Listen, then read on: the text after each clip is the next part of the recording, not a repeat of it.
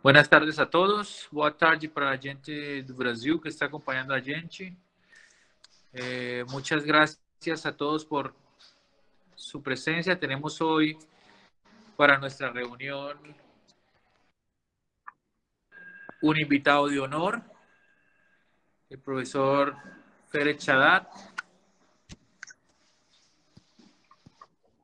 Bienvenido, profesor. El profesor Férez, que es mundialmente conocido, pero para quienes no lo conozcan aún, es el jefe de neurocirugía vascular de la Universidad Federal de Sao Paulo, Unifesp. Vive en Sao Paulo, pero está constantemente dando charlas a nivel mundial de todo lo que es la patología de la base del cráneo, tumores, y sobre todo la patología vascular, tratamiento quirúrgico de patología vascular como malformaciones vasculares. Es un experto en el tratamiento y resección curativa de malformaciones vasculares. Adicionalmente, es una persona que es pionera en nuevas tecnologías y el uso de nuevas tecnologías en todo lo que es la cirugía vascular del cerebro, con uso de fluorescencia y realidad aumentada, en parcería con empresas importantes que desarrollan este tipo de sistemas de nuevos microscopios, y también un experto, por supuesto, en todo lo que son clipajes de aneurismas. Él tiene un equipo multidisciplinario donde también tiene personas dedicadas a la cirugía endovascular, de tal manera que se ofrece al paciente lo que sea mejor para él. En el caso de las malformaciones, cuando se puede realizar una cirugía, pues es la única manera de lograr una cura.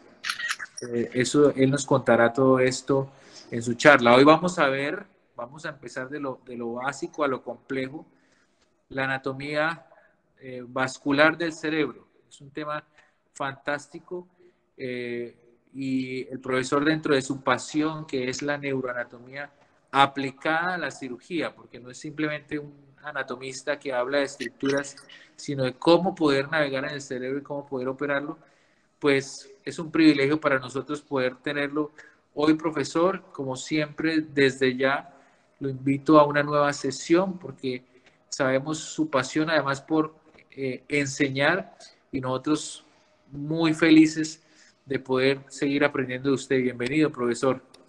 Muchas gracias, William, por la invitación. Es siempre un gran placer para mí poder participar. Yo voy a hablar despacio para que entiendan mi portuñol. También muchas veces cuando hablo más rápido, yo hablo portugués. Cuando hablo más despacio, yo hablo español. Também, se não entendem, hablam que eu paro a charla. Eu vou falar um pouco de anatomia vascular. Foi que o William ha hablado para mim falar. Então, eu não sei se há muitos alunos, se há muitos neurocirujanos. Então, se eu vou falar e depois, se queres, eu vou cambiando a classe. Eu vou solamente poner mi charla aqui um minuto.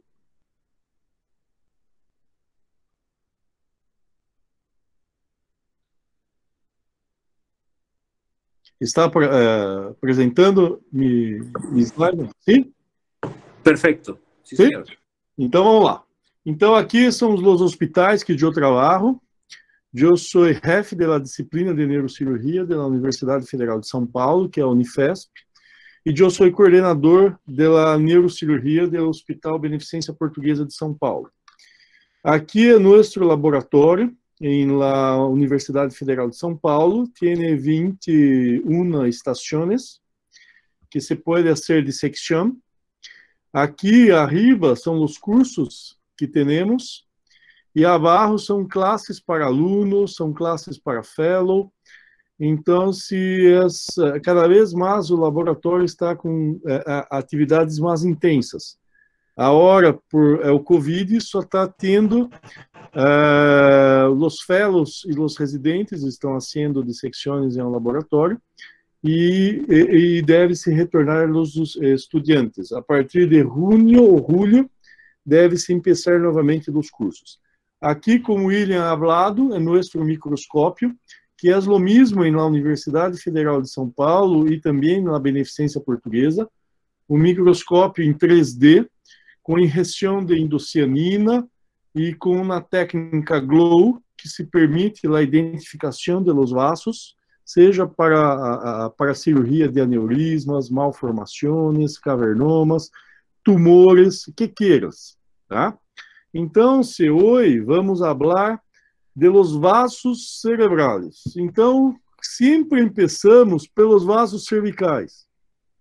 Então, a bifurcação da carótida interna se dá a que nível? Se dá a nível da cartilagem tiroidiana, ou se dá a nível de C4, da quarta vértebra cervical. Mas o importante é que ali tem a bifurcação da carótida comum. Por trás e medial está quem? A carótida interna. Anterior e lateral está a carótida externa. A carótida externa dá ramas em el cuello. A carótida interna não dá ramas em el cuello. Sempre que miras a carótida interna a nível del cuello, sempre há um feixe, há um conjunto vasculo nervoso, que é quem? A artéria carótida interna, a vena jugular, que é lateral à artéria carótida interna, e é o nervio vago. O nervio vago está entre a artéria carótida interna e a vena jugular interna. Então, é muito importante sempre que se tenha em el cuello, quando se vai palpar a carótida interna ou a carótida comum em el cuello, sempre a carótida se vai palpando primeiro a borda anterior do músculo esternocleidomastoideu. E aí miramos que a carótida interna, medialmente, posterior e medial, lateralmente, a vena jugular interna, e entre a carótida interna e a vena jugular, temos o nervio vago. Só que isto se dá, eu vou nem posto a foto quirúrgica, porque nós eu uso hoje a carótida interna, por exemplo, solamente para fazer bypass, solamente para ser o controle proximal de aneurismas do segmento oftálmico da artéria carótida interna. Então, nestas situações é que eu hago a exposição da artéria carótida interna.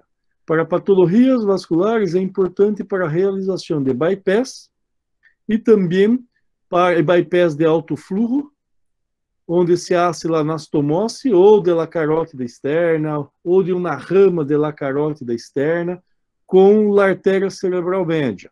E aí eu cerro a artéria carótida interna.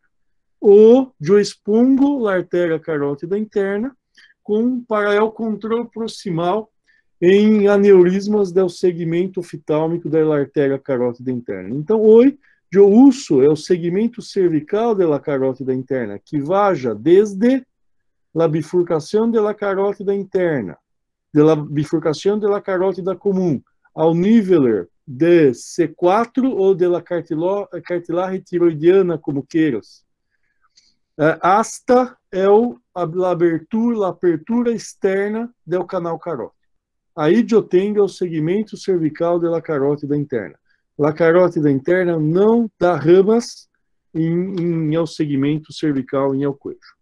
Porque esse é o objetivo sempre da classe, eu vou mostrar mais, o objetivo é sempre o sistema, a vascularização intracraniana. E mais que isso, a vascularização intradural. Isto é o mais importante para a grande maioria das patologias neurocirúrgicas, seja patologias vasculares, seja para patologias tumorais.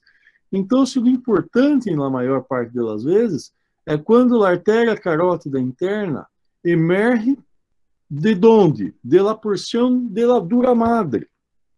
Sempre que falamos de la dura madre, é o limite da artéria carótida interna, e eu vou mostrar, é quem? É o anídeo dural distal, que eu vou falar para vocês durante a classe. Então, o anillo dural distal, para nós outros, representa quem? Representa a dura madre. Então, se depois que a carótida interna entra em el crânio, está dentro do crânio. E toda vez que hablamos de crânio, estamos hablando da estrutura do estorro ósseo, do arcabouço do hueso. Sempre que eu hablo a palavra crânio, eu estou falando de hueso. Por isso, eu tenho o crânio neural, onde está contido quem? É o encéfalo. É o encéfalo formado por quem? Por el cerebro, que é formado por el telencéfalo mais diencéfalo. Pelo el talho cerebral, que é formado por mesencéfalo, protuberância e bulbo. E por el cerebelo. Tudo isto, juntamente com líquor e com sangue, está contido dentro do crânio neural, dentro do estorro ósseo, dentro do crânio, dentro da estrutura óssea. E aqui a artéria, quando entra em el poro acústico externo hasta o anillo dural distal, a carótida sempre vai estar dentro do crânio, porém fora do espaço subaracnoideo, fora do contato com o cérebro.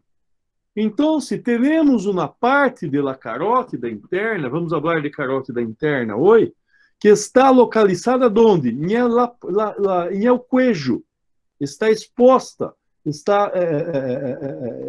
em el cuello, que vai desde a bifurcação da carótida interna, da carótida comum, hasta a apertura externa do canal carótico.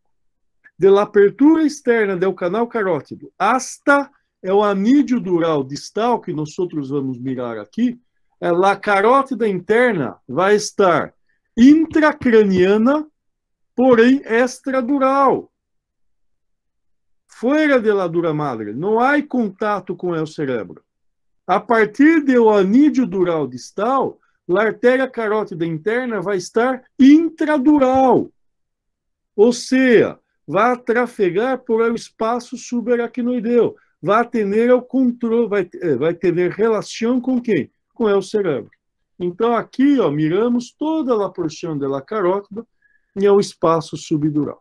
Então, o que temos aqui? O que é a carótida interna? O que é importante para nós outros, seja neurocirurgião, seja neurólogo, seja neuroradiólogo, seja estudante de medicina? O que é importante para nós outros? Como hablamos desde a apertura externa do canal carótico hasta o anillo dural distal. Aí, como classificamos? Se eu classifico a carótida em o segmento cervical, que vai desde a bifurcação da carótida ao nível de C4, hasta a apertura externa do canal carótico, da apertura externa do canal carótico hasta o quinto nervio. Aqui, quem é o quinto nervio? É o nervo trirrêmio. O nervo trirrêmio tem 3 ramas, que é a rama oftálmico, maxilar e mandibular. Oftálmico passa por a fissura orbitária superior. O forame redondo passa por o nervio, a rama maxilar passa por el forame redondo, aqui por la fissura orbital, vai atingir a órbita. Lá é o nervo maxilar, passa por el forame redondo para ganhar a fossa pterygo-palatina, e é o nervio, a rama mandibular, passa por el forame oval para ganhar a inervação para ganhar a fossa pterigoidea, para ganhar a inervação de toda a porção mastigatória, a rama motora que vai acompanhar a raiz motora que vai acompanhar a rama mandibular do nervo trirrêmio. Muitas vezes dou embaraço por espanhol aqui. Então, eu tenho 3 ramas, a rama oftálmica, maxilar e mandibular. A rama oftálmica vaja para a órbita através da fissura orbital superior. A rama maxilar vaja para o forame, passa por el forame redondo para ganhar a fossa pterygo-palatina. e a rama mandibular passa por el forame oval para ganhar a fossa infratemporal, Se recuerda, por el arco cigomático, arriba do arco cigomático, fossa temporal, abaixo do arco cigomático, fossa infratemporal. Lembrando que o nervo trirrêmio apresenta 3 ramas e 2 raízes.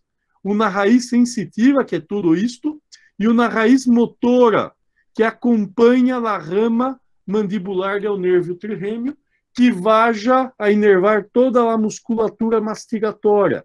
É um músculo temporal superficial, é um músculo temporal profundo, músculo pterigoídeo lateral, pterigoídeo medial, músculo masseter, músculo milioideu, vaja a irrigar também, inervar também a porção anterior, é o ventre anterior do músculo digástrico. Então, se hasta lá o nervo trirrêmio, chamamos de que? Desde o poro acústico, desde a abertura externa do canal carótico, hasta é o nervo trirrêmio, isto aqui é a parte petrosa da carótida interna.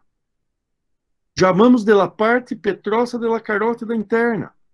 E aí temos o quê? Quando você passa por debaixo do quinto nervo, se chama la porção lácera da artéria carótida interna.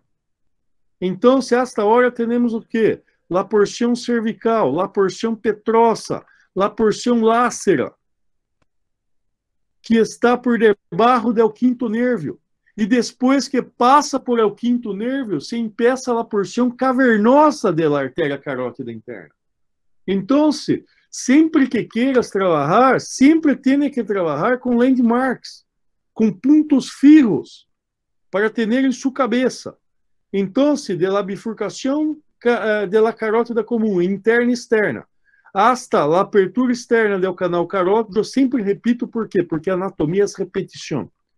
Hasta a carótida cervical, de la abertura externa do canal carótido, a la borda lateral do quinto nervo, parte petrosa da carótida interna, de la borda lateral do quinto nervo, a borda medial do quinto nervo, passa por debaixo do quinto nervo, porção lácera da artéria carótida interna. Porque está relacionado ao forame lácero, que no vivo não está presente o forame.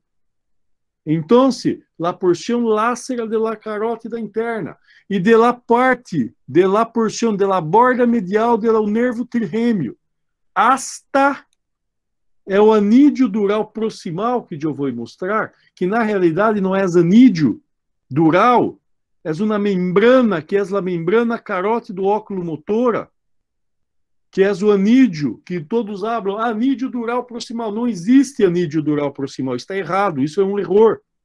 Existe a membrana proximal, que é a membrana carótido óculo-motora. O anídeo proximal é a membrana carótido óculo-motora, que é uma membrana muito parecida com quem? Com o aracnoide, que é o verdadeiro teto do seno cavernoso. Nós outros sempre falamos que o teto, que a porção anterior do teto do seno cavernoso, é a clinoide anterior, mas a verdadeira porção anterior do teto do seno cavernoso, é o verdadeiro teto do seno cavernoso, é a membrana carótido óculo-motora, que é o anídeo proximal.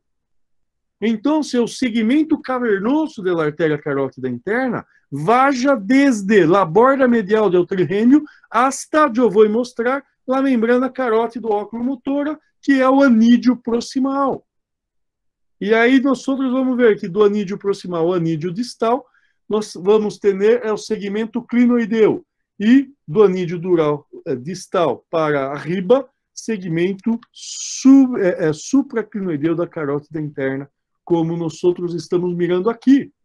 Só que quando eu vou falar, eu estou vendo isto aqui, ó, la carótida cavernosa, la carótida petrosa. La carótida petrosa, de 20% de los cadáveres, das pessoas, não tem hueso recobrindo la carótida petrosa. E para que serve para nós a carótida petrosa? Uma das coisas também pode ser o quê? Para que serve? sempre quando hablamos de anatomia, temos que ter uma aplicação prática. E para nós outros, a aplicação que é, pode ser o quê? Um controle proximal para os aneurismas do segmento oftálmico. Ok, só que eu hablo em segmento cervical. Isso também pode ser exposta em um peeling da fossa média. Quando nós outros queremos exponer o seno cavernoso por sua parede lateral. Nós outros podemos adentrar o seno cavernoso por el teto, por la parede lateral em via transcraniana, ou por el teto ou por la parede lateral. Por la parede medial entramos por via endoscópica transnasal. Por la parede anterior pode se adentrar por la via oftalmológica. Então, se aqui, ó, a carótida petrosa, temos aqui o triângulo de Glasscock, que é o triângulo posterolateral. Nós outros temos aqui do seno cavernoso, aqui eu só vou mostrar aqui, o anteromedial entre a rama oftálmica e a rama maxilar do trirêmio. É o triângulo anterolateral, que é entre a rama maxilar e a rama mandibular. Aí, nós outros temos o triângulo posterolateral, que é o triângulo de Glasscock, e depois nós outros temos o quê? O triângulo posteromedial, que é o triângulo de Kawase, que é utilizado para petrosectomia anterior. Só que aqui temos o quê? Como identificamos a carótida petrosa? Haciendo o peeling da fossa média. Quais são os pilares? Não é as classes disso? Mas eu não consigo ficar sem falar. Vou ver até o que é? É a clinoide anterior. Sempre quando vá a ser um peeling da fossa média, quais são seus landmarks? No primeiro landmark, processo clinoide anterior. É o segundo landmark, artéria meningia média.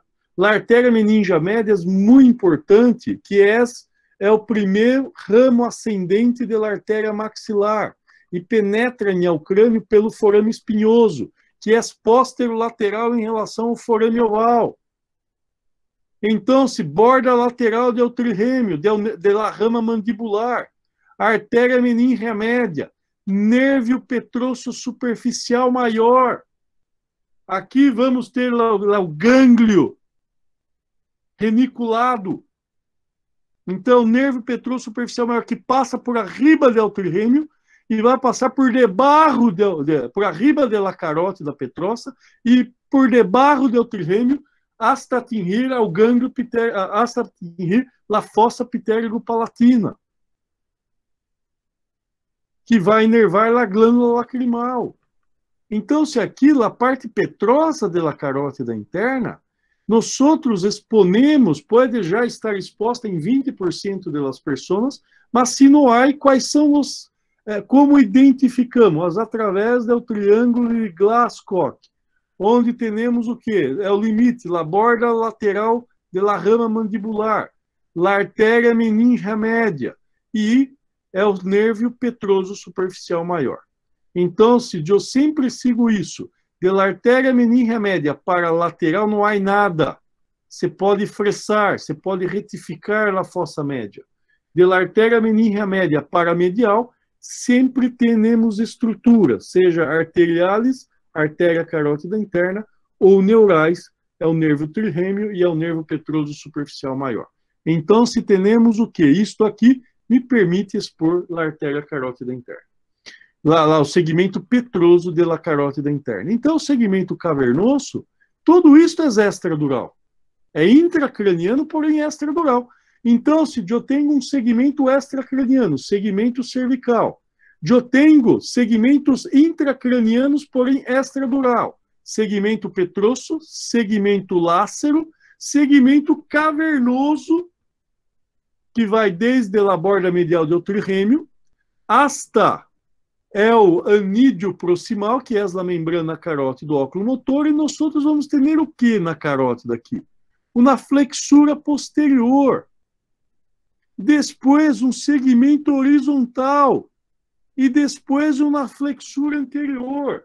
Se você pensar bem, Sempre la carótida interna, todos os vasos vão haciendo o quê? Curvaturas, porque hace curvas. Hace curvas para quê? Para diminuir a tensão arterial. Então, se nota que sempre as artérias vão haciendo curvaturas para se diminuir a tensão. E o que é importante em la carótida cavernosa para nós outros? É aqui, ó, em la flexura posterior, sale uma artéria, que é o tronco meningo hipofisário.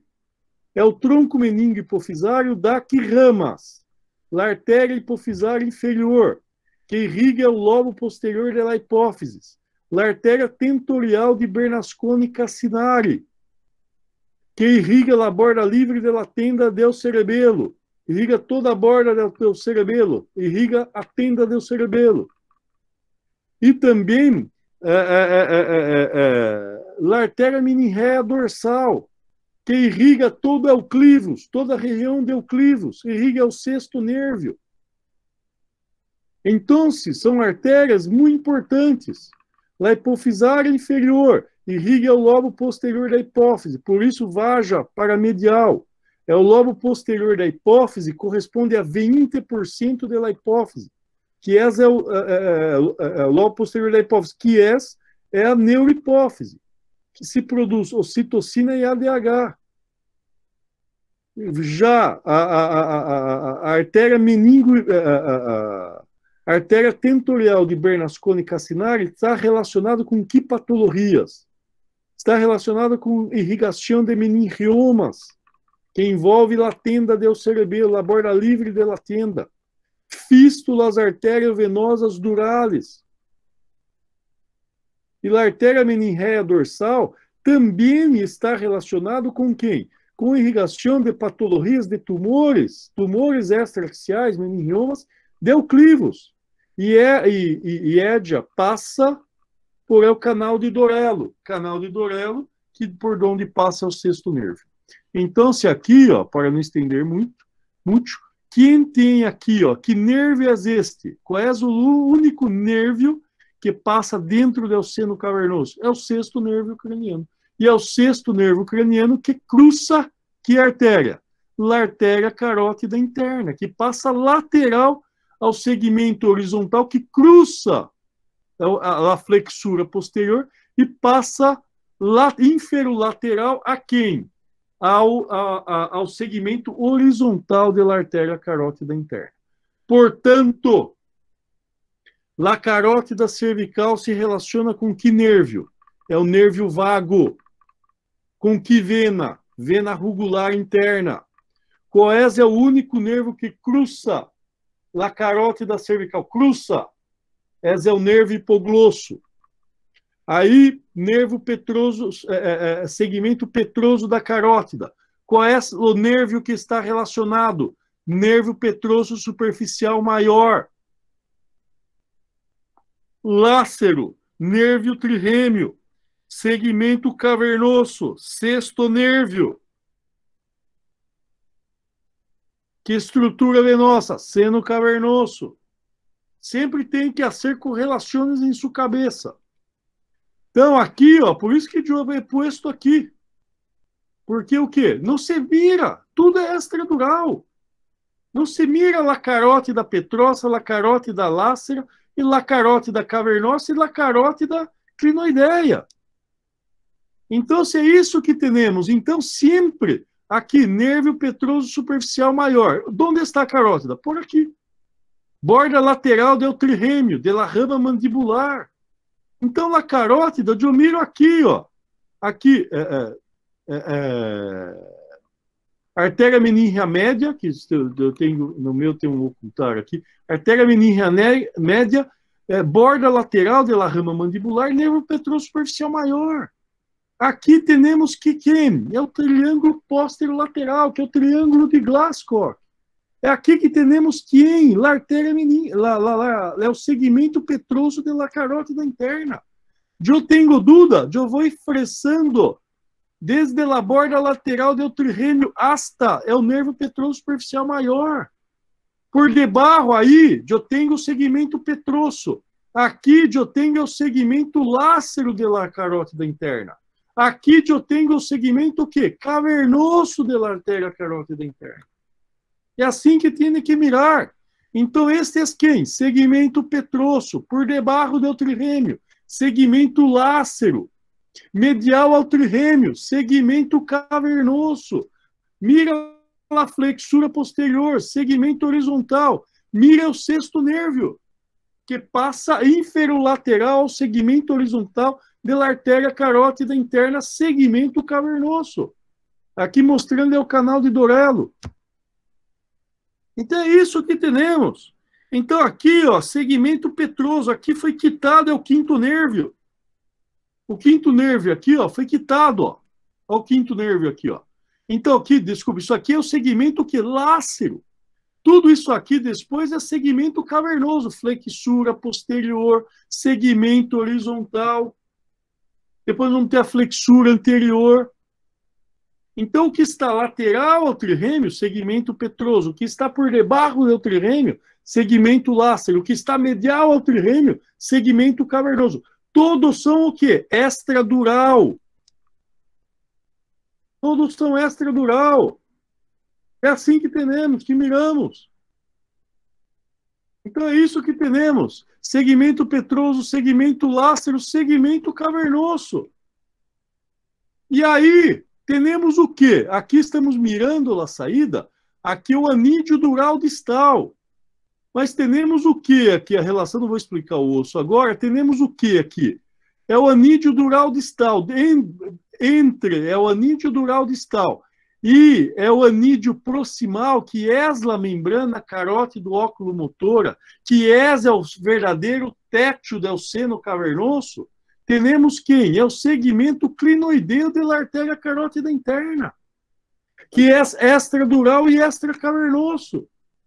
Então, se aqui se tem o trirrêmio, daqui para lá, segmento petroso. Aqui, segmento lácero. Tudo aqui, segmento cavernoso. Hasta onde? Hasta a membrana carótida oculomotora, que é o anídeo dural, que é o anídeo proximal. Entre o anídeo proximal, que é a membrana carótido oculomotora, mira o nervo oculomotor, e o anídeo dural distal, temos o segmento clinoideu da carótida interna, que é extradural e extracavernoso. Então, se temos um segmento cervical, que está o quê? A carótida está localizada póstero-medial à vena rugular. Está localizado medial à vena rugular. Então, se eu tenho um feixe vasculo nervoso ao nível cervical, nível del cuello, que é a carótida interna medial, a vena rugular interna lateral, e é o nervo vago póstero medial em relação à vena rugular interna. Entre a carótida e a vena rugular. Qual é o nervo que cruza a carótida cervical? É o nervo hipoglosso. Aí temos que o segmento cervical vai desde a bifurcação da carótida ao nível do cuello, ao nível de C4, ao nível da cartilagem tiroidiana, hasta onde? La apertura externa do canal carótico. De la apertura externa do canal carótido para arriba está intracraniano. Solamente agora temos que saber o quê? Vou lendo.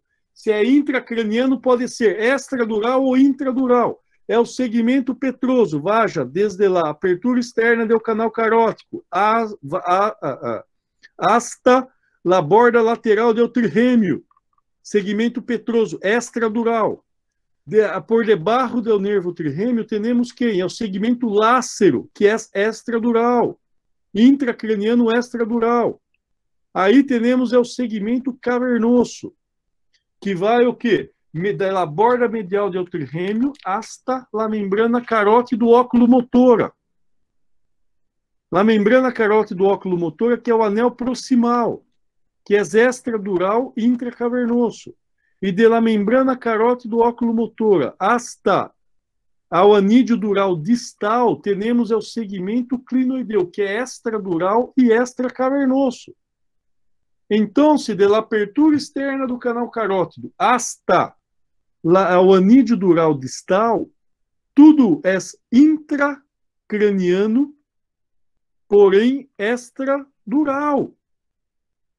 Então, se temos o que aqui para mirar a anatomia? É o nervo óptico. Qual é a estrutura óssea que está por debaixo do nervo óptico? É o pilar óptico. Você recorda que o nervo óptico tem o quê? É o canal óptico, a parede lateral do canal óptico, processo clinoide anterior. Todas as vezes que hablamos do processo clinoide anterior, tem que vir em sua cabeça o quê? É o processo clinoide anterior, é a parede medial, é a extremidade medial da ala menor do esfenoide. O clinoide anterior é o quê? Parede lateral do canal óptico.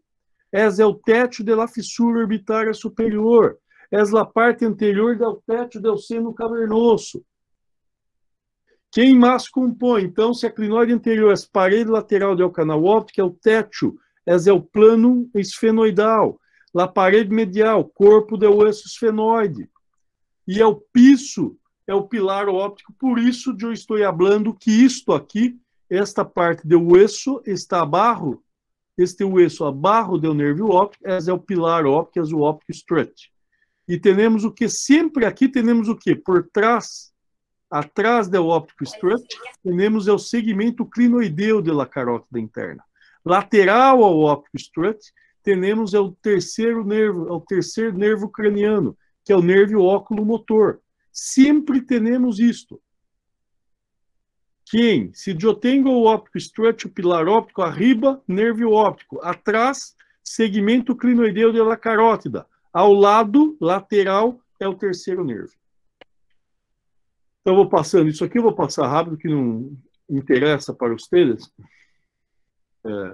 Então, se temos isto aqui, ó. Isto aqui é a membrana carótida oculomotora. Isso é a verdadeira parede do seno cavernoso. Isso é o verdadeiro teto do seno cavernoso. Então, se aqui, ó, o segmento cavernoso vaja hasta a membrana carótida oculomotora que está aqui, que liga a carótida interna ao terceiro nervo. E aí temos o quê? Entre a membrana carótida oculomotora e o anídeo dural distal que está aqui, temos quem? É o segmento clinoideu da artéria carótida interna. Mas aqui, nós outros estamos mirando o quê? Sangue venoso. É porque pode ter projeções do seno cavernoso para o espaço, para o segmento clinoideu da carótida. Por isso, muitas vezes, quando se quita a clinoide, empeça um sangue venoso.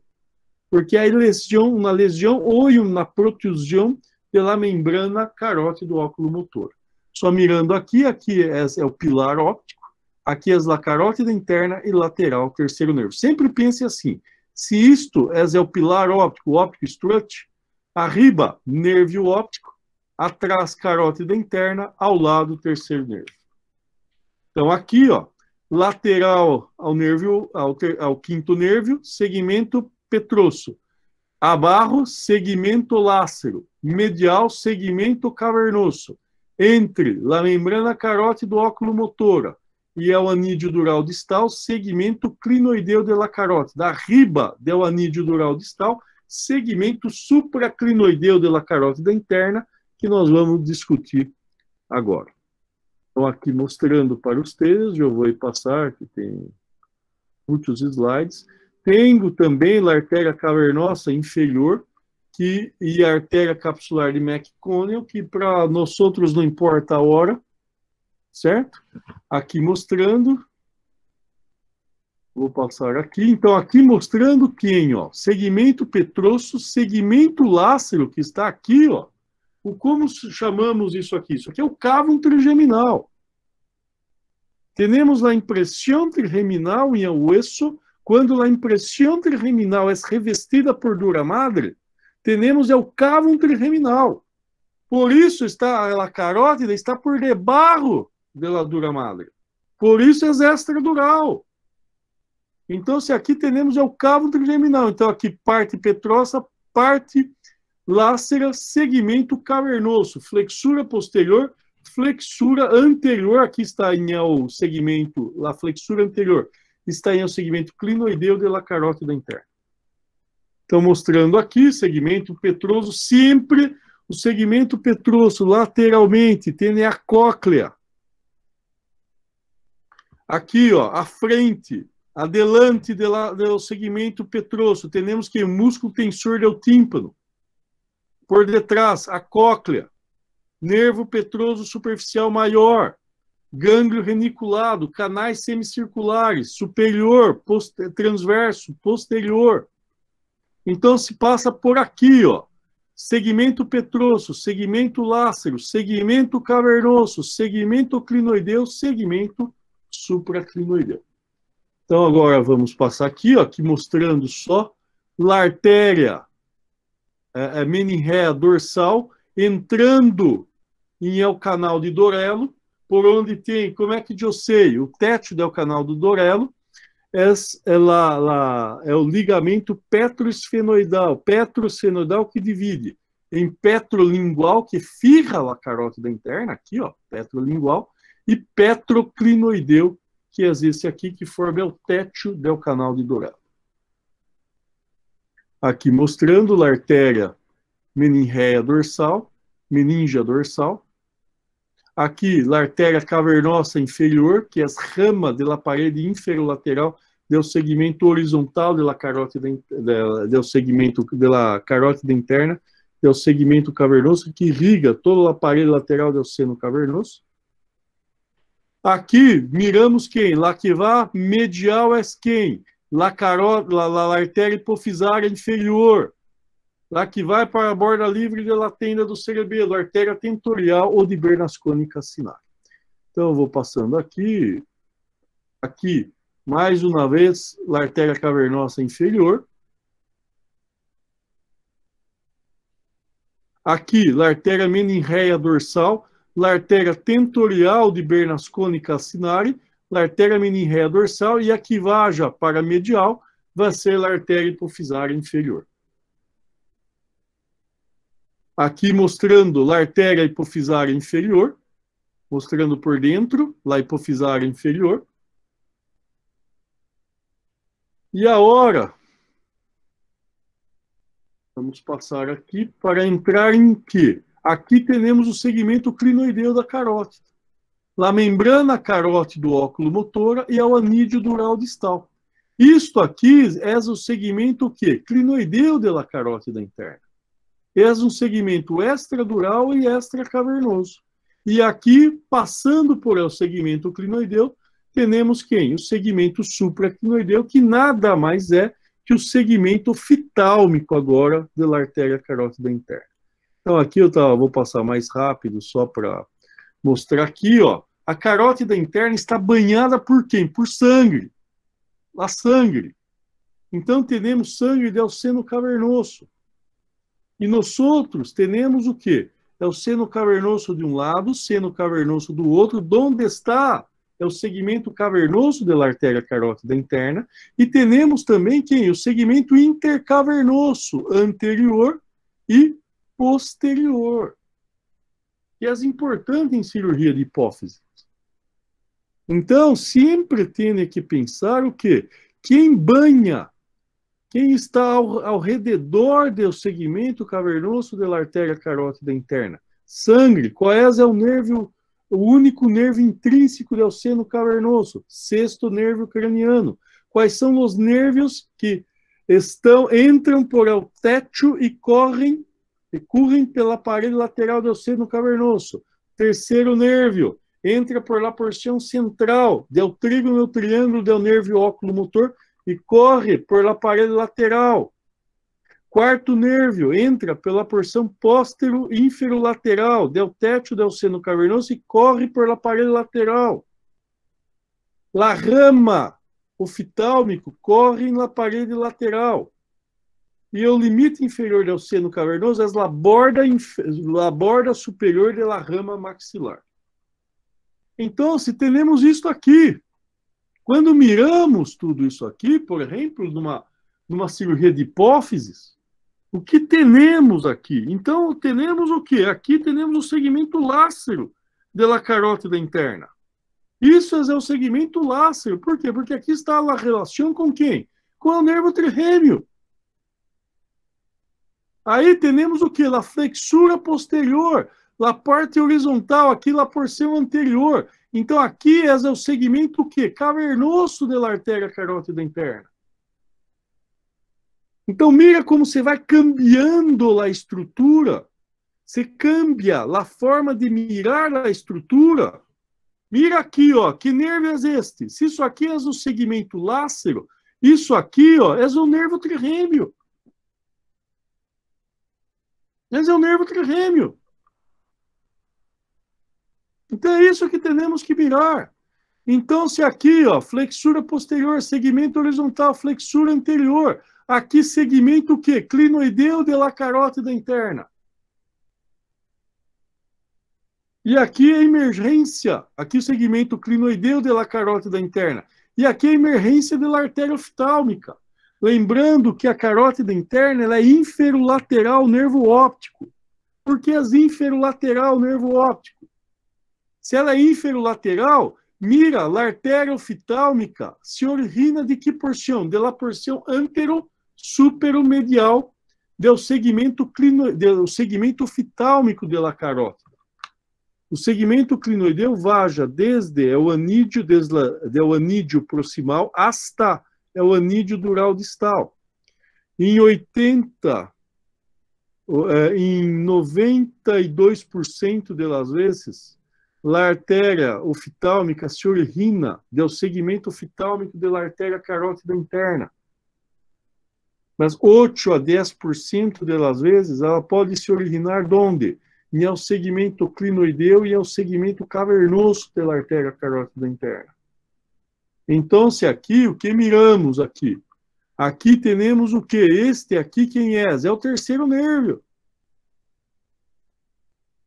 Então, o terceiro nervo, você recorda? Carótida interna. Quem está lateral à carótida? O terceiro nervo. O terceiro nervo. Que nervo é este aqui? Ó? Isso aqui é o sexto nervo.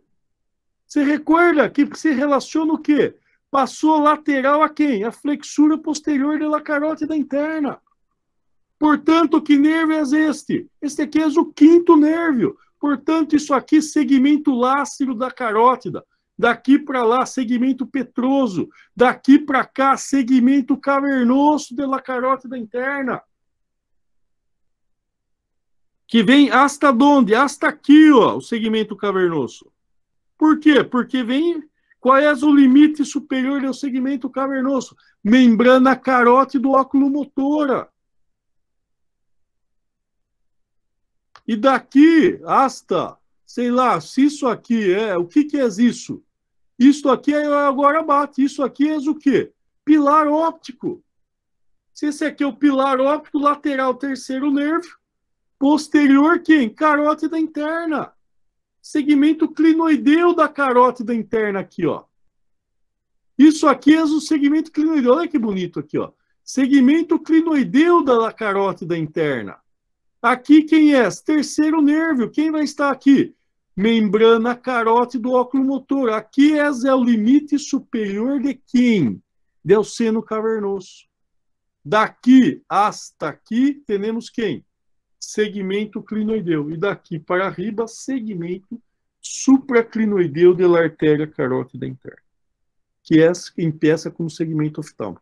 E a carótida ela é inferolateral nervo óptico. Se ela é inferolateral nervo óptico, a porção, a artéria oftálmica e o nervo óptico entram onde? Em o canal óptico. Quem passa por o canal óptico? Nervo óptico e a artéria oftálmica. Ok, perfeito. Mas a artéria oftálmica, adentra o nervo óptico, ela tem que passar por onde? Ela tem que se originar na porção medial da carótida. Por quê? Porque a carótida é inferolateral nervo óptico. Se ela se origina na parte lateral da carótida, ela precisa fazer um arco para seguir o nervo óptico. Como aqui, ó, se originou. Mira aqui como a carótida está mais medial até. Então, se ela precisa o que? Inferolateral. Isso aqui tem que estar aqui a carótida. Ela se origina de la parede medial, de la porción antero-superomedial de la carótida interna. Então, sempre pense isso. Por quê? Porque a carótida é inferolateral nervo óptico, então a artéria oftálmica tem que se origina na maior parte das vezes de la porción antero-superomedial do segmento oftálmico de la carótida interna e corre na porção inferolateral do nervo óptico. Então, aqui, ó, entra onde? Entra, é o segmento clinoideu, desculpa, o segmento oftálmico, empieza onde? Se empieza em el anídeo dural distal e vaja hasta onde? Vaja hasta la comunicante posterior. Então, é o segmento oftálmico, vaja desde o anídeo dural distal hasta a artéria comunicante posterior. E quais são as artérias que se originam em el segmento oftálmico? La artéria oftálmica. Quem mais? La artéria hipofisária superior.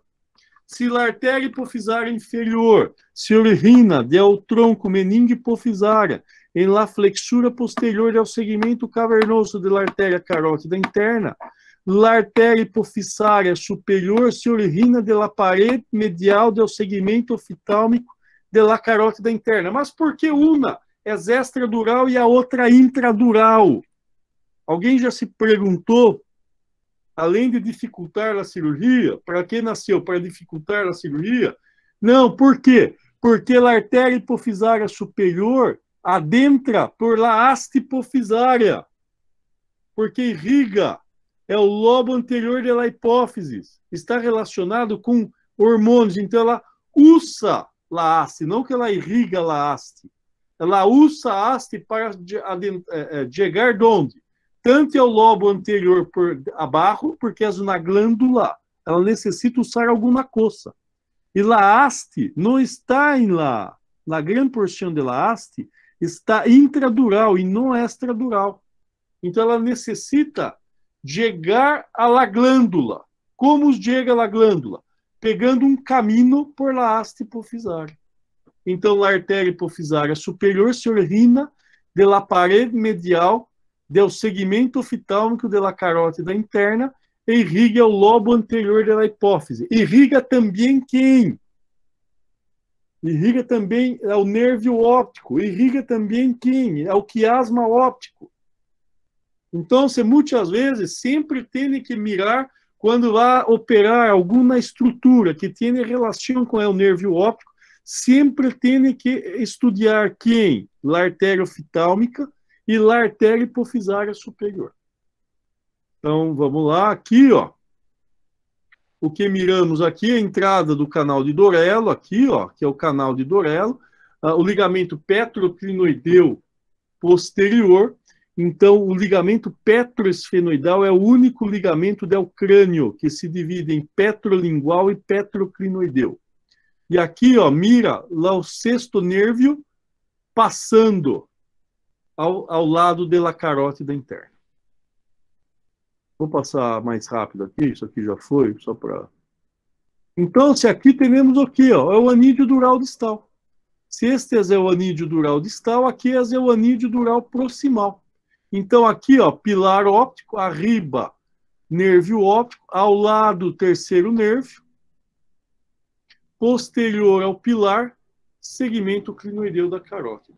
Em torno de 92% das artérias oftálmicas se originam no segmento oftálmico da carótida interna. Então, é o segmento oftálmico empieza onde? No anídeo dural distal e vai hasta onde? La comunicante posterior. Certo? Aqui mostrando a origem. E quais são as artérias que se originam ao segmento oftálmico da artéria carótida interna?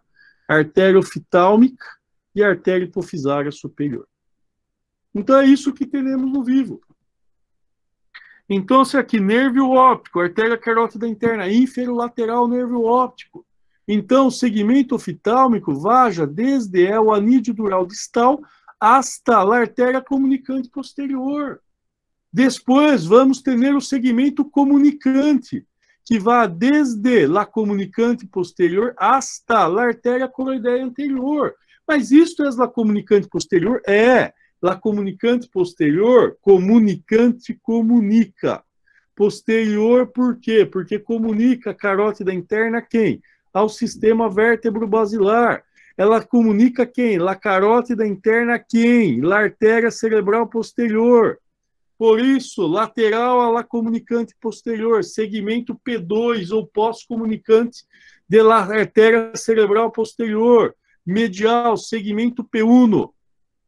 Lembrando que o terceiro nervo aqui é uma escaleira. A carótida interna é inferolateral em relação ao nervo óptico. É o terceiro nervo, é inferolateral em relação à carótida interna. E a borda livre de la tienda del cerebelo é inferolateral em relação ao terceiro nervo. E qual é a estrutura mais importante aqui? É a carótida interna, a comunicante posterior, é a rama de la carótida interna e comunica a carótida interna ao sistema vértebro-basilar. Aí temos, então, uma escaleira. Nervo óptico inferolateral, carótida interna inferolateral, nervo óptico, terceiro nervo inferolateral à carótida interna, borda livre de la tienda del cerebelo, inferolateral em relação ao terceiro nervo. Borda livre de la tienda del cerebelo, é inferolateral em relação ao terceiro nervo. Então, se aqui, olha, mira, a artéria hipofisária superior está em o segmento oftálmico. O segmento oftálmico está em la cisterna carotídea. Então é isso, é uma escaleira. Nervo óptico, carótida interna, terceiro nervo, borda livre de la tienda.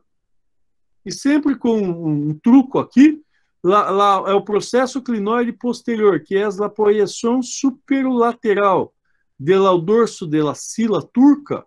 O que é? Está medial a quem? Ao terceiro nervo. É o processo clinoide posterior sempre está medial ao terceiro nervo.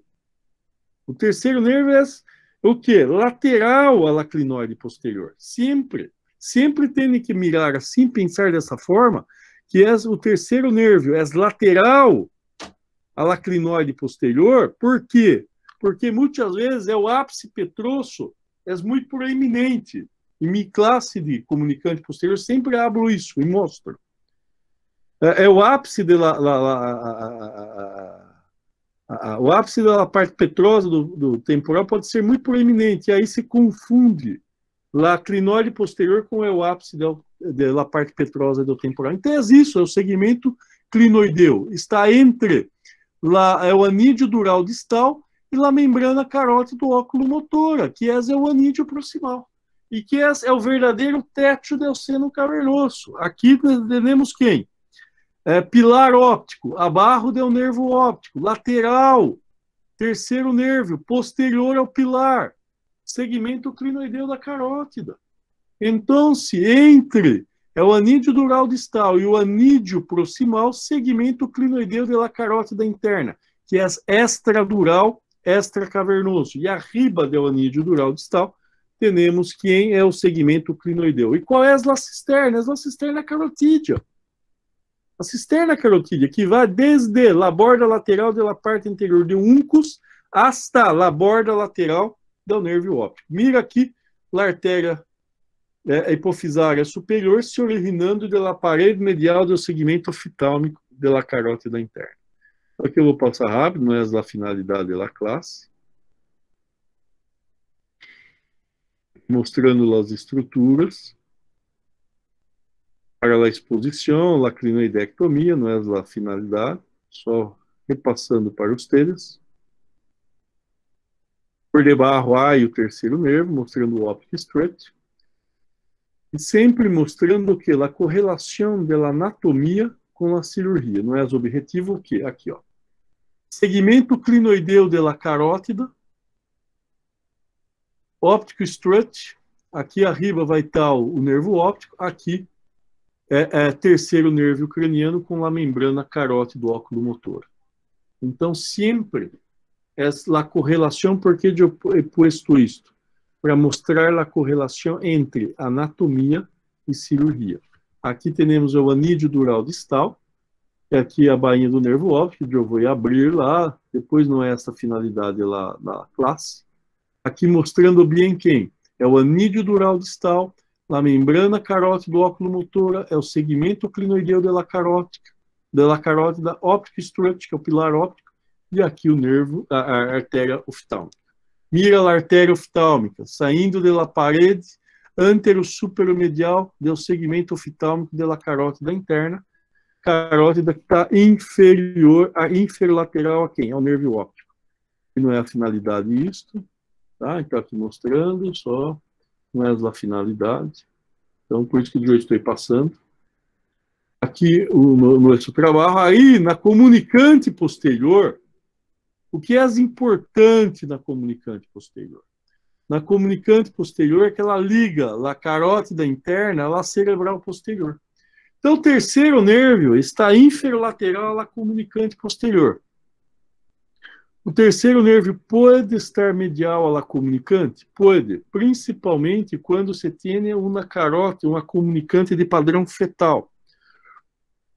O que é importante saber da comunicante posterior? A comunicante posterior comunica a carótida interna à artéria cerebral posterior. Ela se origina na carótida interna.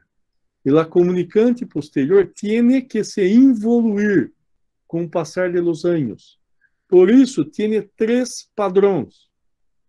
Padrão fetal, padrão adulto e padrão hipoplástico.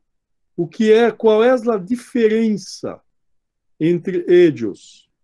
O que temos? É o padrão adulto e o padrão fetal é o diâmetro da comunicante posterior é maior que 1 milímetro. As duas. Por isso, muitas vezes, se mira a comunicante posterior e pensa que o padrão é fetal, porque é muito larga. Mas tem que pensar o quê? O padrão fetal, a classificação é por dominância de fluxo, não é por tamanho. O diâmetro, quando o diâmetro da comunicante posterior é maior que 1 milímetro, já pode ser o quê? Pode ser fetal ou adulto. O que cambia é que o fluxo distal aqui, ó, da cerebral posterior, distal à comunicante posterior, depende da carótida interna. Este é padrão fetal. Quando depende do sistema vértebro-basilar, é padrão adulto. E quando o diâmetro da comunicante posterior for menor que 1 milímetro, é padrão hipoplásico. É isso. Então, o padrão não é por tamanho, é por dominância de fluxo. Ok? E qual é a importância da artéria comunicante posterior? A importância é o quê? São o quê? As artérias tálamo-perfurantes anteriores. São artérias perfurantes. Nós vamos mirar a cerebral anterior e média, que as perfurantes nós outros chamamos de quê? De artérias lentículo-estriadas, mediais, ramas da artéria cerebral anterior e laterais, ramas da artéria cerebral média, que irriga os núcleos da face. As tálamo-perfurantes irrigam no diencéfalo, suplem o diencéfalo. Então, as tálamo-perfurantes anteriores, que são ramas da artéria comunicante posterior, e as tálamo-perfurantes posteriores, que são ramas da artéria cerebral posterior e artéria basilar. Lembrando que, por definição, a maior das artérias tálamo-perfurantes anteriores chamamos de pré-mamilar. E em 2/3 dos enfermos, ou seja, mas de quase 70%, 2/3 dos enfermos, a pré-mamilar sai proximal, mais de 80% dos enfermos, a artéria pré-mamilar sai proximal, de los 2/3 proximales da artéria comunicante posterior. Por isso, Quando tem que cortar la comunicante posterior, pode cortar se for de padrão adulto ou padrão fetal. Se corta próximo a quem? A la artéria cerebral posterior. Por quê? Porque la pré-mamilar, na grande maioria de los enfermos, se localiza em los 2/3 proximales de la artéria comunicante posterior. Como la artéria comunicante posterior é rama de la artéria carótida interna, sempre se abre proximal quando é a carótida interna.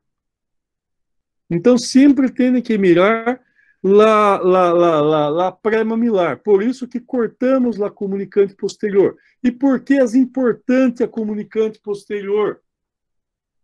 Ella, junto com o anídeo dural distal, firram la carótida supraclinoideia. Se é o ligamento petrolingual firra la carótida cavernosa, é o anídeo dural distal e la comunicante posterior firram la artéria carótida interna supraclinoideia. Então, é o primeiro passo para soltar la carótida, ou seja, para ter a mobilização de la carótida para arriba ou para abaixo, eu corto la comunicante posterior. Segundo passo, eu hago la clinoidectomia anterior intradural e corto. É o anídeo dural distal, que são as duas coisas que firram la carótida supraclinoideia, la comunicante posterior e é o anídeo dural distal. Então, aqui la comunicante posterior. E quando eu miro la comunicante posterior, aqui eu estou mirando muito bem, porque há um tumor desplaçando lateralmente la comunicante. E pensa que la comunicante é rama, se origina, desculpa, de la pared póstero-medial de la carótida interna, porque se projeta póstero-medialmente. Por isso, o melhor espaço para se mirar la comunicante posterior é o espaço óptico carotídeo. Aqui se mira muito bem, porque toda a comunicante. Se mira muito bem porque a comunicante está desplaçada por el tumor. Aqui é um crânio-faringioma que já é operado. Está desplaçando a comunicante lateralmente. Mas se não há isso, a comunicante posterior se projeta póstero-medial em direção à bacilar. Por isso, as pessoas antigamente, quando iam operar um aneurisma da artéria bacilar, seguia a comunicante posterior. Para a comunicante levava a pessoa hasta a basilar. Para. Na hora que acabar, vocês me falam, tá bom? Se acabar, vocês me falam. Então, tem como fechar o microfone? Alguém? Tem como alguém fechar o microfone? Aqui, ó, eu tenho a comunicante posterior. Tem como cerrar o microfone, por favor? Ok, graças. Se necessitas que eu pare com a classe, ok, só falar que eu paro. Eu passei 13 minutos, não sei quanto tempo aí de classe. Mas aqui, ó, a comunicante póstero-medial, ó. Isto é a origem da maior parte das pessoas, dos enfermos. Você mira aqui, ó, está originando mais lateral. Por isso, muitas vezes, no infundíbulo, quando hablamos infundíbulo, pode ser por quê? Por uma dilatação triangular da comunicante posterior, ou se a comunicante sai da parede póstero-lateral da carótida. Aí tem que fazer uma curvatura para se dirigir póstero-inferomedial. E aí dá a impressão, tem uma sobreposição de imagem que dá o aspecto em triangular, em forma de triângulo. Então, sempre que tem um infundíbulo, o infundíbulo pode ser uma dilatação proximal da artéria comunicante posterior ou uma origem da porção póstero-lateral em la carótida interna. Porque a origem real da comunicante, na maior parte das pessoas, é da parede póstero-medial da carótida interna. Porque ela se dirige ínfero, póstero, ínfero, medialmente, em direção à artéria cerebral posterior. Quando ela se origina, quanto mais lateral se origina, maior é a curvatura. E aí dá o aspecto em uma sobreposição de imagem que dá um aspecto em formato de triângulo, por isso também pode se confundir com infundíbulo quando se origina, pode se confundir não, se dá o aspecto infundíbulo quando se origina pela parede posterolateral. Então, porque quem se origina pela parede posterolateral é a artéria coroideia anterior.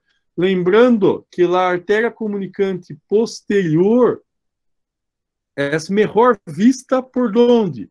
Por el espaço carótido óptico carotídeo. É melhor visto. Quando eu vou operar um aneurisma da artéria comunicante posterior, que há um padrão fetal, eu expongo sempre, eu disseco a carótida sempre por la superfície superior. Por quê? Porque aí não há ramas. Não é ramas. Pode ter uma rama uncal, muitas vezes, mas não é ramas. E aí eu uso o espaço óptico carotídeo para mirar todo o trajeto da artéria comunicante posterior, porque não está desplaçada. Quando mira no espaço carótido oculomotor, você mira a porção proximal da comunicante na maior parte das vezes. Então, sempre eu uso o espaço óptico carotídeo para que serve? Para mirar a artéria comunicante posterior. Então, aqui, ó, este é o espaço supraóptico, óptico carotídeo, carótido oculomotor borda livre de la tenda. Aqui miramos a artéria comunicante posterior. Aqui no caso, ó, se mira no espaço carótido oculomotor, na grande maioria das vezes, solamente a porção proximal da comunicante posterior. Lembrando que aqui temos sempre que este UV aqui é a incisura renal. Daqui para a lateral, polo temporal. Daqui para a medial, parte anterior do uncus. Aqui temos porque eu sei que é a parte anterior do uncus, porque a parte anterior do uncus se encontra lateral à artéria carótida interna. Se encontra inferior ao segmento M1 da artéria cerebral média. Então, medial à parte anterior do uncus, carótida interna, inferior ao segmento M1 da cerebral média. Então, na parte anterior do uncus se encontra lateral à carótida supraclinoideia e inferior à porção proximal do segmento M1 da artéria cerebral média. E aqui miramos se é rama da parede medial da parede anterior da cerebral média. Nós outros aqui no caso é uma rama precoce. O que é uma rama precoce? É uma rama cortical que se origina da artéria cerebral média antes da bifurcação da cerebral média. E pode ser a artéria uncal, temporopolar ou temporal anterior. Generalmente, a artéria temporal anterior é a maior das ramas precoces da cerebral média. Então, se aqui sempre mirar a UV, esta UV é a incisura renal, daqui para a lateral, polo temporal, daqui para a medial, para a medial, para a posterior, parte anterior do uncus.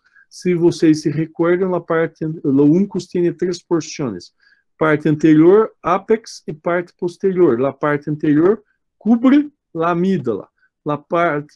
É o ápex se tem relação com o terceiro nervo. A parte posterior cobre a cabeça do hipocampo.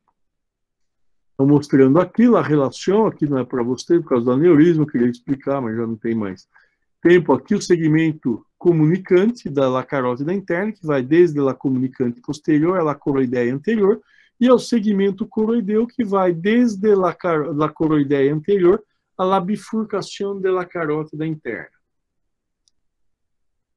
Aqui mostrando aqui a artéria comunicante posterior.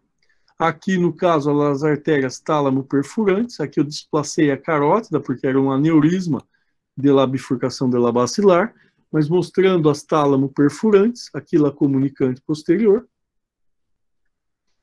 Aqui aneurismos da comunicante posterior. E aqui a coroideia anterior. E a comunicante posterior também dá ramas para o terceiro nervo. E aqui a coroideia anterior, que para nós outros, neste momento, nesta classe, é somente a porção cisternal. Está relacionada com quem? Com a parte anterior do úncus. Relaciona com a parte anterior do úncus. Se mira aqui, ó, se esta é a comunicante posterior, esta é a coroideia anterior. Em uma próxima oportunidade, eu ensino vocês a mirar na angiografia a artéria comunicante posterior e a artéria coroideia anterior.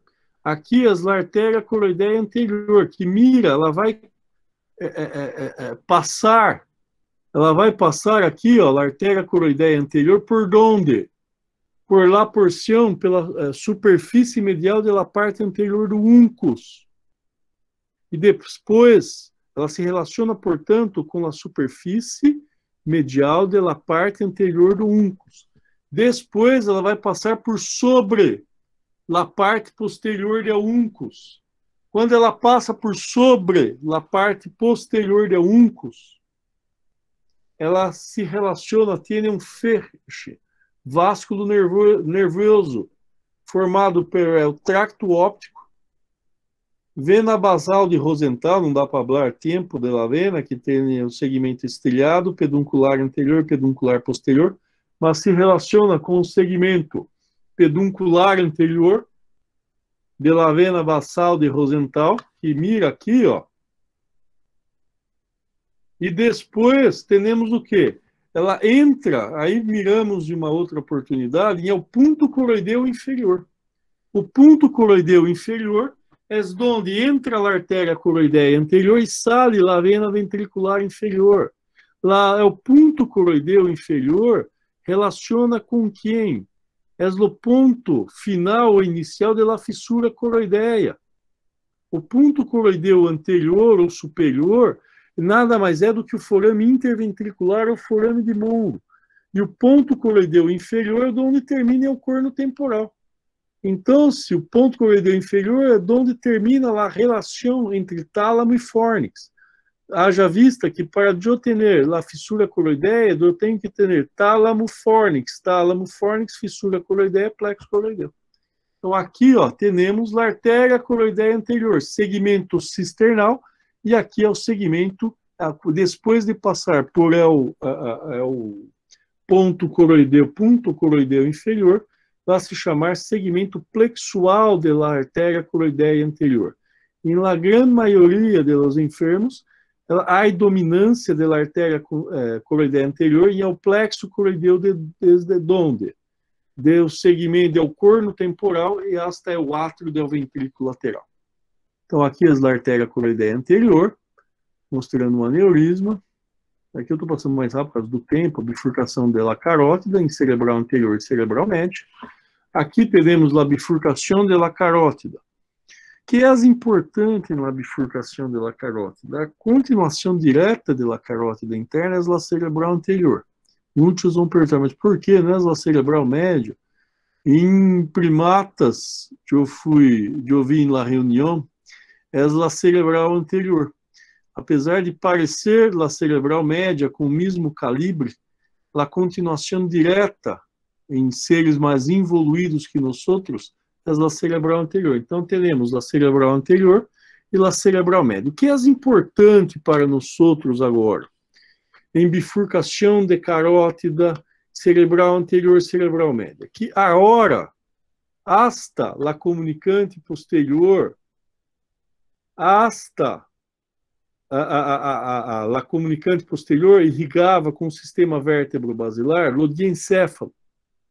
La coroideia anterior tem uma mescla de los dos, porque irriga tanto a cápsula interna quanto irriga o diencéfalo. Porque a síndrome da coroideia, se pensa, é hemiplegia, hemiparesia e hemianopsia. Mas é pelo gânglio, tanto pelo corpo reniculado lateral, quanto pelo tálamo óptico, que é o pulvinar do tálamo. Ela ultrapassa. Então, se a coroidea é uma artéria de transição.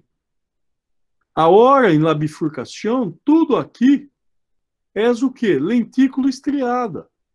Se la tálamo perfurante anterior é rama de la artéria comunicante posterior, las tálamo perfurantes posteriores é rama de la vacilar cerebral posterior, segmento P1, agora temos o quê? Todas as lentículos estriadas, que são ramas do segmento A1 e do segmento M1. Tudo que você mirar uno é o quê? É perfurante. Tudo que é uno é perfurante. M1, A1, P1, suas ramas são ramas perfurantes. E o que é interessante é que as lentículas estriadas entram ao cérebro, perfuram o cérebro, por onde? Por a substância perfurada anterior. Já as tálamo perfurantes posteriores e anteriores, elas entram por la substância perfurada posterior e também perfuram por zonas. Aqui não dá para falar agora que nós outros dividimos toda a região por zonas. E uma delas zonas é a substância perfurada posterior. Aqui temos o quê? A substância perfurada anterior, que tem o formato, a substância perfurada anterior não é a classe disso, mas tem o formato em losango. É o limite anterior, trigonofatório, estriofatória medial, estriofatória lateral, limite medial, fissura longitudinal do cérebro, limite lateral, límen de la ínsula, limite póstero-medial, tracto óptico, limite póstero-lateral, parte anterior do uncus. Então, é isso que nós vamos... Desculpa, limite póstero-lateral, parte anterior do uncus. Limite póstero-medial, tracto óptico, limite póstero-lateral, parte anterior do uncus. Então, esses são os limites da substância perfurada anterior. Limite anterior, trigonofatório, estriofatória medial e lateral. Limite medial, fissura longitudinal do cérebro. Limite lateral, límen de la ínsula. Limite póstero-medial, tracto óptico. Limite póstero-lateral, parte anterior do uncus. E aí temos o quê? Tudo que sai de A1 e M1 é perfurante, as lentículas estriadas. Se sai de A1, lentículas estriadas mediais. Se sai da cerebral anterior, são as artérias lentículas estriadas mediales. Se sai da artéria cerebral média, são as artérias lentículas estriadas laterales. Então, se lentículas estriadas é que passam por a substância perfurada. Por isso, a bifurcação está por debaixo da substância perfurada anterior. Está por debaixo do centro da substância perfurada anterior. Por quê? La mitad para lá, cerebral anterior. A1, lentículas estriadas mediales. De cá para lá, a metade lateral. M1. Que está ali quem? Las lentículas estriadas laterales. E aí temos o que? De onde saem essas artérias? De la parede posterior, de M1 e A1. A1, lentículas estriadas mediales proximales. M1, lentículas estriadas laterales. E aí temos proximales, intermediárias e laterales. E a artéria lentículo estriada medial distal. Na grande maioria das vezes, mais de 80% das vezes, a artéria estriada medial distal ou artéria recorrente anterior, ou artéria recorrente anterior de Reubner ou Hilbner, como queiram, que sai da parede lateral de A2 na maior parte dos casos e vai entrar em la porção lateral em la porção distal de la substância perfurada anterior na maior parte das vezes. Por isso que é importante para nós em la artéria estriada medial. Por quê? Porque é rama da artéria cerebral anterior. Distal, por quê? Porque é rama de A2. Temos o quê?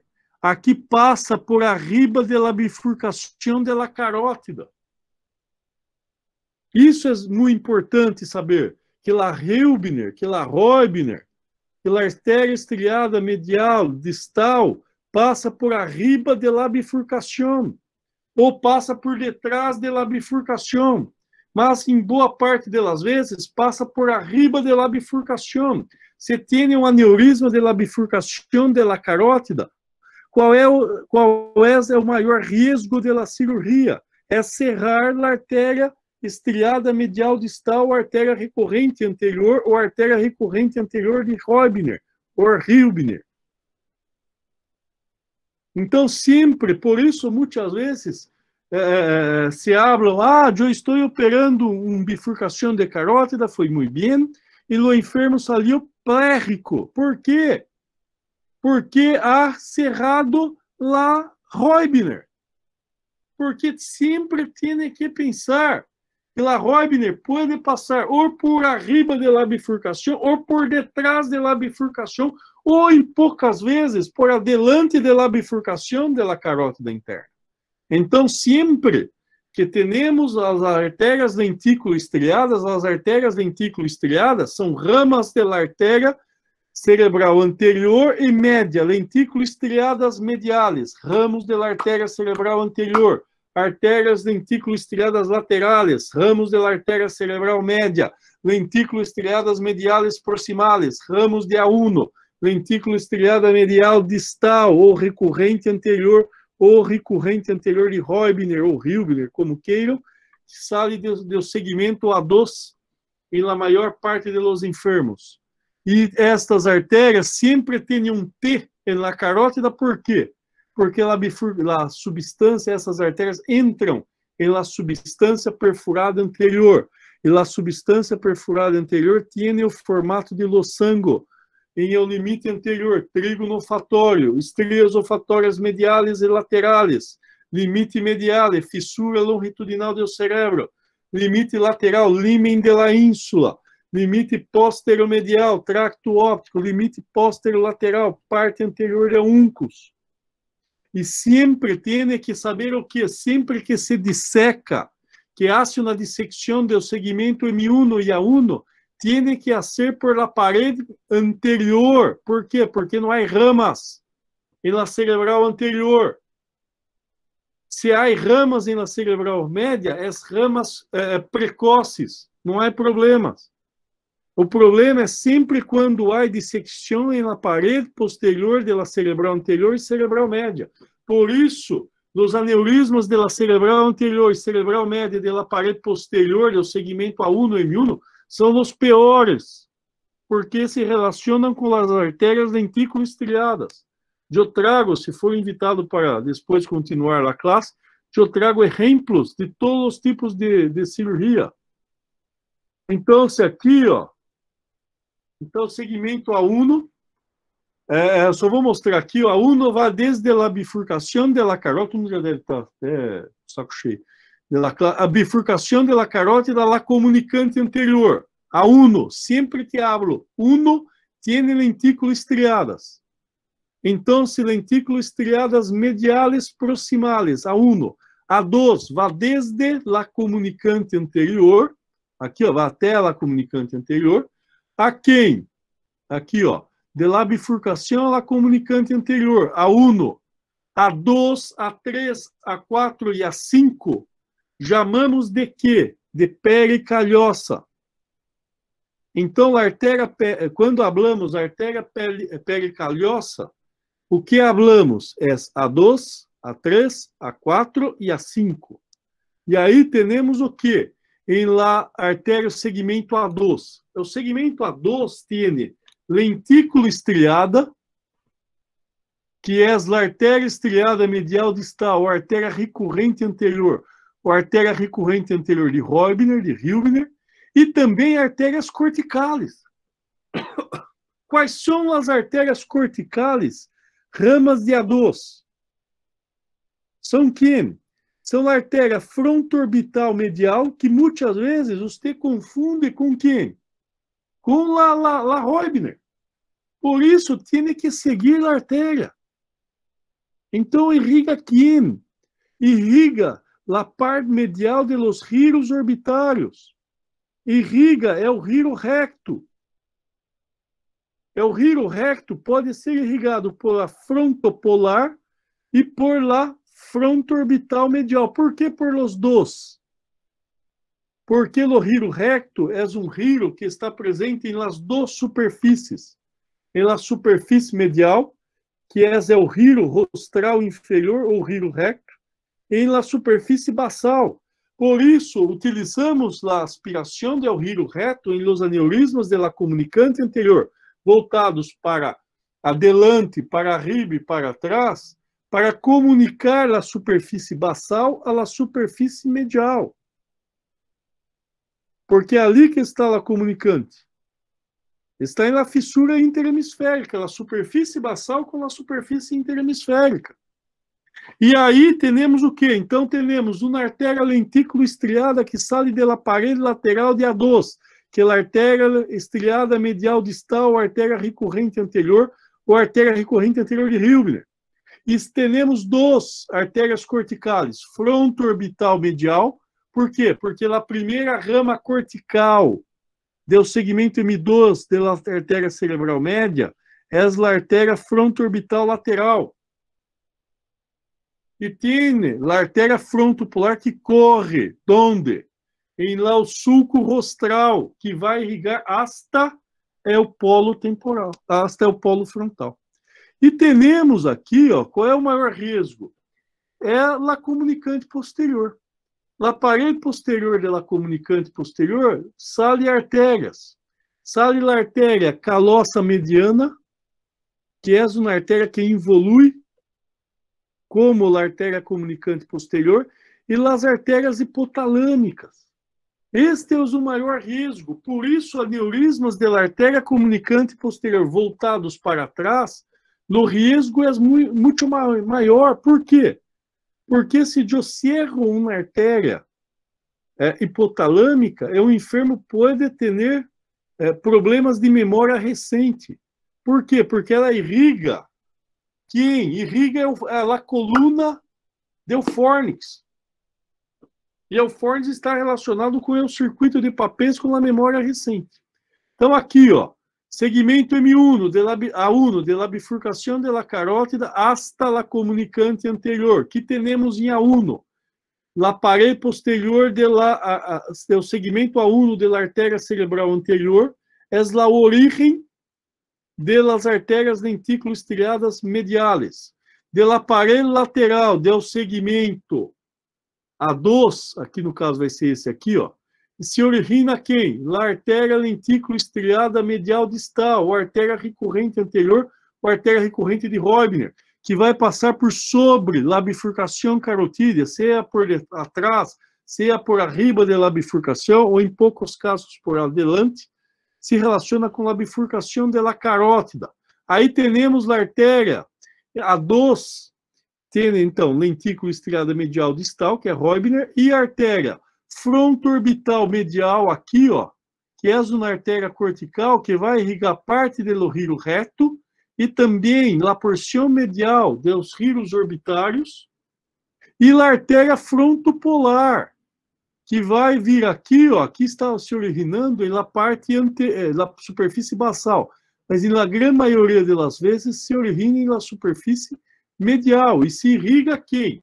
É o giro rostral superior, é o giro rostral inferior e muitas vezes é o giro frontal medial. Então, se aqui, ó, de A2, A3, A4 e A5, temos quem? Que é a pericalosa. Então, se A1, que vai da bifurcação da carótida da comunicante anterior, é a única que não é pericalhosa. A2, A3, A4 e A5 são pericalosa. A2 está por debaixo do corpo caloso, ou seja, se relaciona com o asta, vai desde o comunicante anterior hasta é o rostro do corpo calloso. Então, por debaixo do corpo calloso, a 2. Por adelante do corpo calloso, a 3. Por arriba do corpo calloso, a 4. E as projeções laterais da pele calhosa, a 5. A classificação de Houghton, a 4, vaja hasta o forame de Monro. E a 5, atrás do forame de Monro. Mas a classificação do professor Yasser Gil, a 4 é supracalhosa e a 5 são as projeções laterais da artéria pericalhosa, que eu creio que é uma classificação melhor. Então, a 2, infracalhosa, a 3, pré-calhosa, a 4, supracalhosa, e a 5 são as ramificações laterais da artéria cerebral anterior. Entendo também que uma das coisas mais importantes é a origem, se a pericalhosa camina donde? No suco del caloso, que é um dos sucos 100% contínuos. Los sucos 100% contínuos na superfície cerebral lateral é a fissura silviana.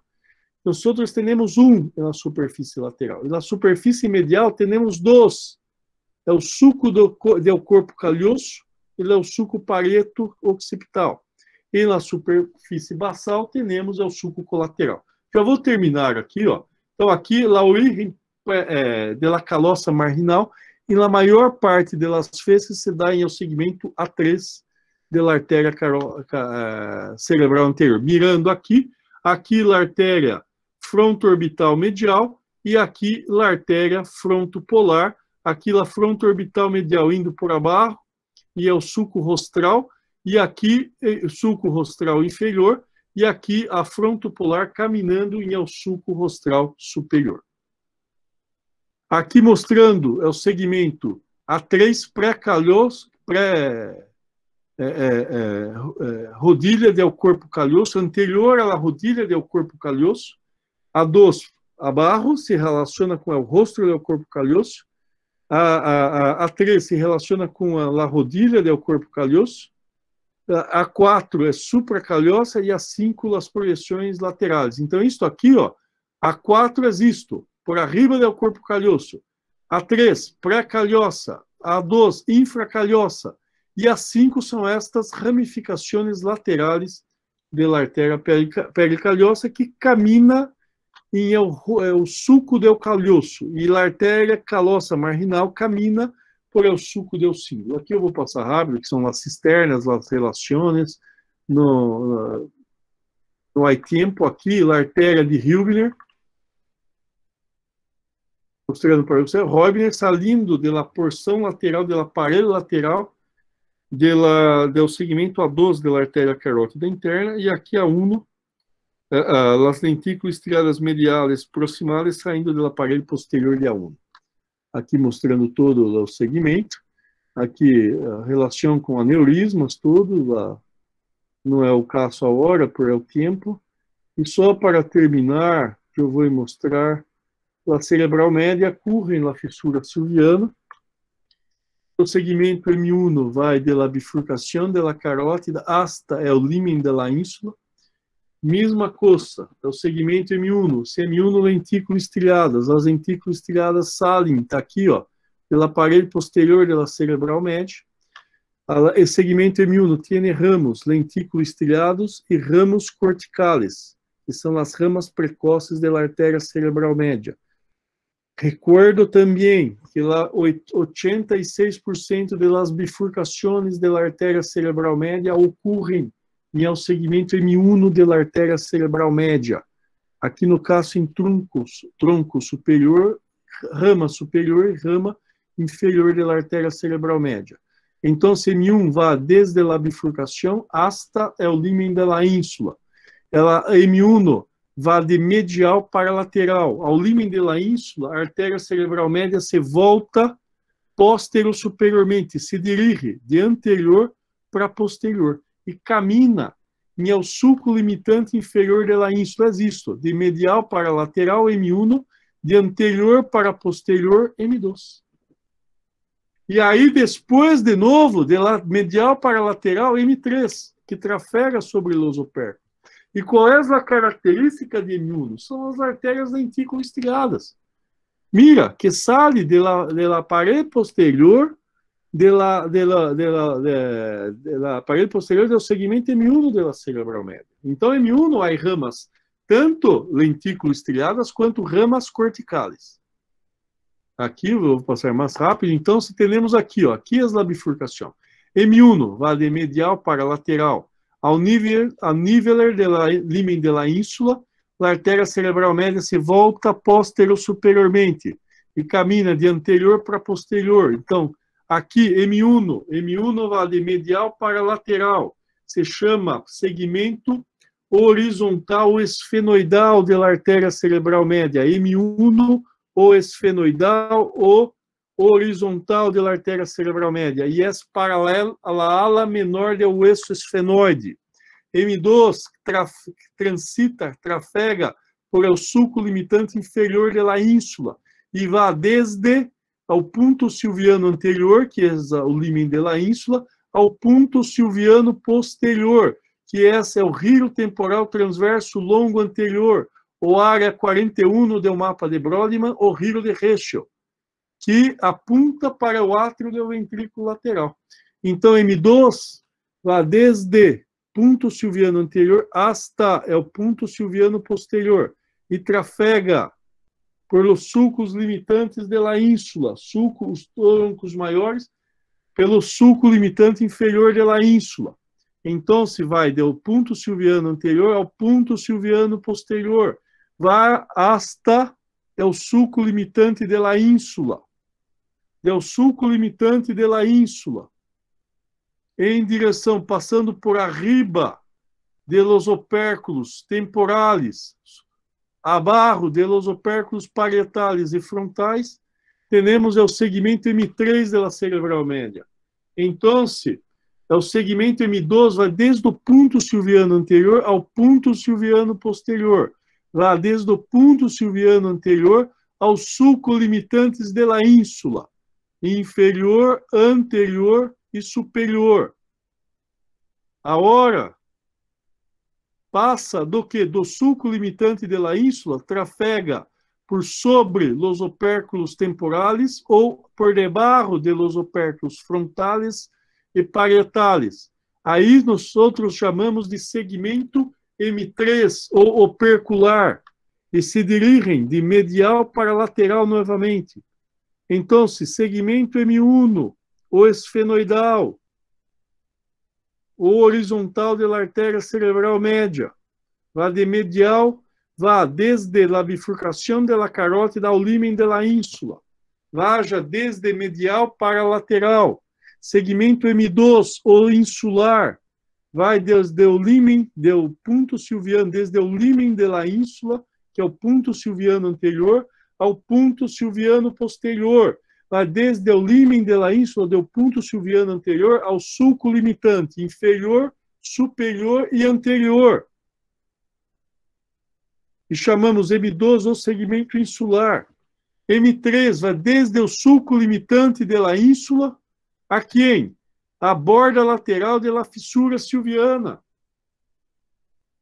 Segmento M3, de medial para lateral, trafega por sobre os opérculos temporales ou por sob o opérculo frontal e parietal, hasta la borda lateral de la fissura silviana.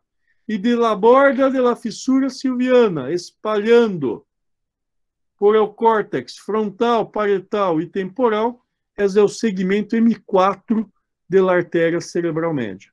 Então, se aqui temos tudo, o segmento M1, M2, M3, de arriba para abaixo e de abaixo para arriba, M4 da artéria cerebral média. Aqui na cirurgia, M1, de medial para lateral. Aqui, as drenagens superficial, que não é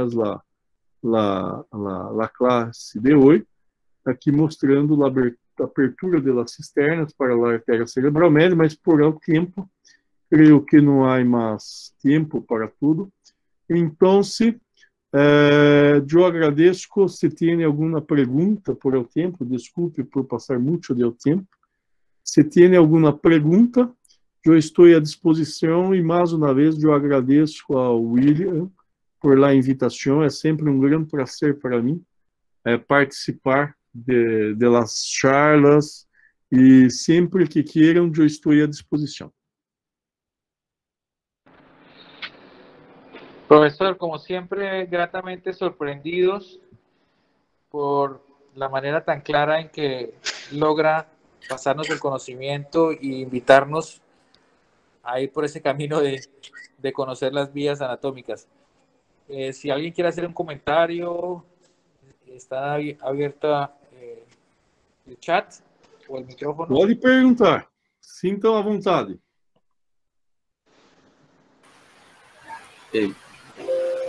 Buenas noches. Buenas noches. Profesor, muchas gracias. Magistral su charla. Quisiera preguntarle un poco. Buenas noches. Buenas noches. Por la sustancia perforada posterior, ¿cuáles son los vasos que cursan por ahí? Que de pronto ahí me quedé un poquito corto. Las artérias tálamo-perfurantes anteriores, que são ramas da artéria comunicante posterior, e las artérias tálamo-perfurantes posteriores, que são ramas da artéria vacilar e da artéria cerebral posterior, segmento P1. São estas artérias que passam por la substância perfurada posterior. La substância perfurada posterior irrigam o diencéfalo. La substância perfurada anterior irrigam os núcleos de la base. E o limite também, a zona de transição, quem é? Las fibras longas de projeção que se quedam medial ao núcleo lentiforme. Núcleo lentiforme é o pálido hipotame. Se chamamos de cápsula interna. Las fibras longas de projeção que se quedam lateral ao núcleo lentiforme é a cápsula externa. E as fibras de projeção distal ao núcleo lentiforme chamamos de cápsula extrema. Mas por la substância perfurada anterior se passa las tálamo-perfurantes anteriores, que são ramas de la comunicante posterior, e las tálamo-perfurantes posteriores, que são ramas de la artéria cerebral posterior e de la artéria bacilar. Muchas gracias, doctor. Eu que agradeço. Profesor, dice Tatiana, pregunta, ¿el patrón hipoplásico de la comunicante posterior puede generar alguna patología o únicamente... Aneurisma. Okay. Está associado a aneurisma cerebral. La artéria... Não, habla novamente. Termine. Sí, la pregunta es si ese patrón hipoplásico de la comunicante posterior es apenas una variante anatómica ou pode generar alguma patologia? Está associado com aneurismas de la comunicante posterior e também aneurisma de bacilar. Tá? Mas principalmente aneurismas de la comunicante posterior do outro lado. Por quê? Porque se é hipoplásica, tem que aumentar o fluxo. Então, generalmente, tem associado, se é hipoplásica de um lado, pode ser adulto do outro, pode ser, mas muitas vezes vem com um padrão fetal também do outro lado. E sempre se observa o quê? É hipoplásico de um lado, é fetal do outro, e está associado à formação de aneurisma cerebral por aumento do fluxo. E aí, aneurismas de la comunicante posterior, comunicante posterior de padrão fetal. ¿Ok?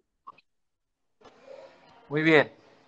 Profesor, hay una pregunta interesante y es, bueno, usted nos deja muy estimulados a seguir estudiando. Entonces, Luz Adriana Moreno pregunta si nos puede aconsejar alguna literatura como para empezar a estudiar toda la neuroanatomía, algún video, afiliarnos a alguna cosa, ir a hacer sus cursos maravillosos. Não, então, o que tienes que fazer? Para você gravar, sempre tem que ir ao laboratório. Você fala, mas tem que ir ao laboratório, porque quando você vai ao laboratório, se grava, a sua subsecção não é leitura. A leitura, muitas vezes, é o quê? É um complemento. Eu sempre penso isso em anatomia. Como eu aprendi anatomia? Dissecando peças desde o primeiro ano da universidade. Eu fui monitor de anatomia e eu preparava as peças. Eu fui monitor de neuroanatomia durante 5 anos na faculdade. E eu preparava todas as peças com o professor, dissecando. Então, eu dissecava muito, estudava. Sempre estudei anatomia, mas primeiro ia a peça e depois estudava a teoria. Então, o que tienes que fazer? Mira, o Sebastian, que voltou a ser mi fellow, ha gravado muitas classes minhas, mas que eu dou classe sem o compromisso da gravação, e ha posto em YouTube.